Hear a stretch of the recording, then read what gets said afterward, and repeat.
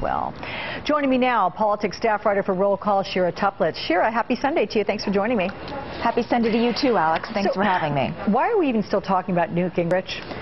I know, it's like that old saying, if a tree falls in a forest and no one hears it, does it make it sound? If Newt Gingrich gives a campaign speech and no campaign reporters are there to cover him, is he still making an impact? I think the answer to that is definitely no. Newt Gingrich, I think at this point you have to look at his candidacy as what does he have to lose by staying in even further. I don't think he's going to be on a short list for VP, certainly not, or Secretary of State. So at this point he's just kind of running to salvage his own image as much as he can. Okay. Let's go to Rick Santorum now. Do you think his camp is assessing the cost-benefit ratio of continuing? Because it seems like there is more upside to quitting now than potentially losing in your home state later this month.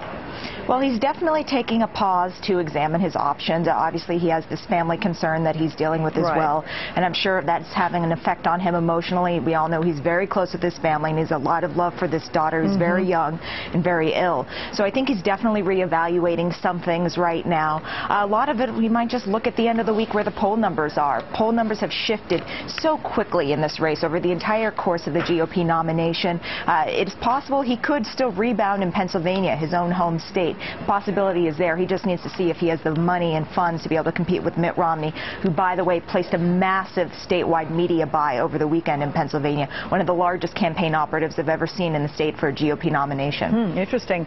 Let's go to the president's campaign now with you, Shira, because national security has always been a GOP talking point. But there's a new article in the New York Times which says President Obama is preparing to emphasize his national security record.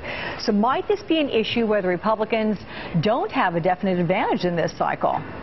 I think you're right. In the past, Republicans have run on strong national security records and perhaps being more hawkish. I think that was turned a little bit over this time, in part because the president can say that his administration captured Osama bin Laden. I think that's going to be, he needs to be careful not to make that a primary talking point in his campaign, but it's there, and I think a lot of voters recognize that. It'll be a unique campaign. It's also interesting to see the White House over the last couple of weeks have tried to make the president seem very presidential. A lot of ways. You've seen him make speeches in a lot of the traditional presidential venues, talk about these things in ways he hasn't previously in his administration. And I think it's to show a separation between the president in office looking very mature and stately versus these squabbling Republican candidates still on the trail sniping at each other. Okay. Shira Toeplitz, always good to speak with you there from Roll Call. Thank you.